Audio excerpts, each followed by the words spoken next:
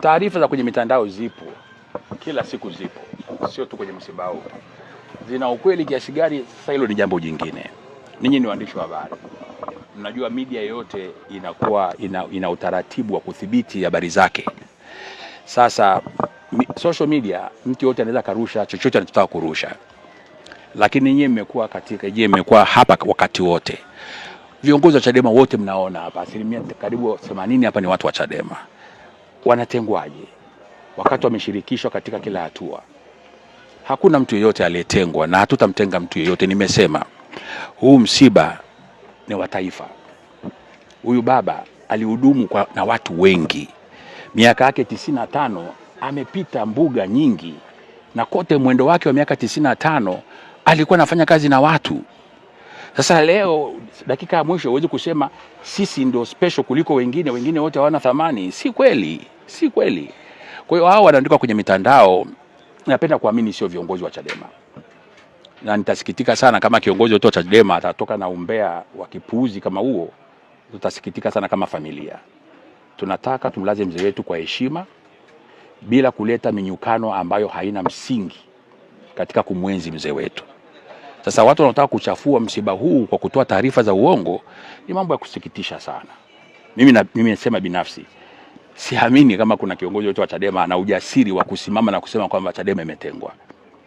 Kwa sababu nimekuwa nao muda wote kuanzia mwanzo, tumewashirikisha.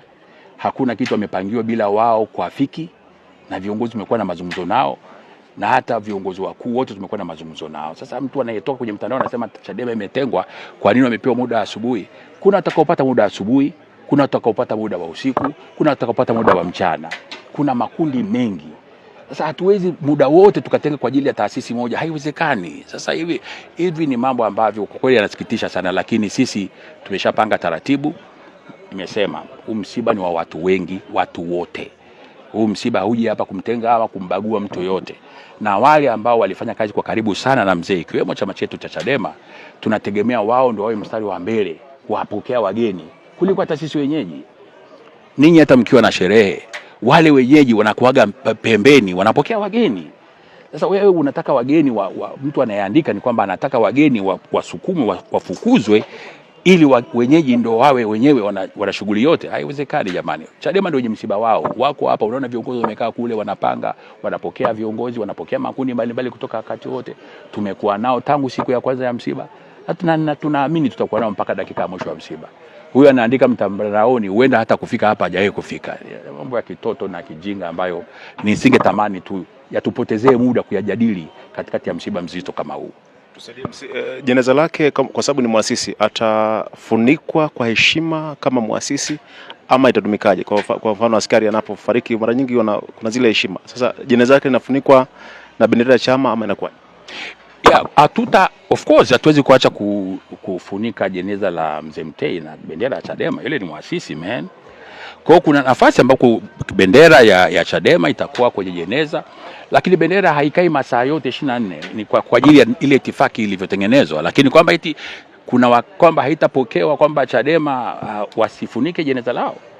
Actually hata safari ya leo kwenda kumchukua mzee Seriani tumeambia Chadema kwamba na viongozi nao waende kule, watafika hapa. Tunategemea viongozi wa Chadema ndio watakaoingiza mwili wa baba ndani. Sasa mnataka mpewe heshima gani zaidi ya hiyo?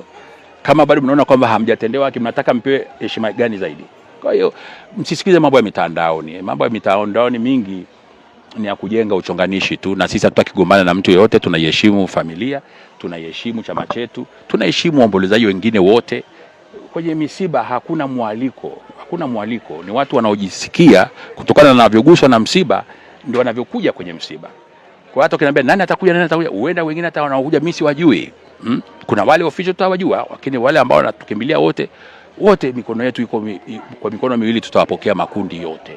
Ndani hapa hapajaonekana bendera yoyote ya Chadema. Labda ni utaratibu ama yani ndani hapa kwenye nyumbani kwake. Nyumbani kwake ni wapi? Yani hapa tulipo kuna bendera yoyote. Kule barabara unapokewa na nini? Kule barabara unapokewa na bendera za chama gani? Ya Chadema. Lakini tunazungumzia hapa ndani. Naanguliza watu wote wamevaa uniform, wamevaa uniform za nini? Tunazungumzia bendera. Atoke kiongozi mmoja aseme mimi nimezuia kuweka bendera. Si unanielewa? Atoke kiongozi mmoja aseme sisi tumeambiwa bendera tuweke hapa na tusiweke hapa. Hizi mambo za umbea ni vitu vya kitoto sana.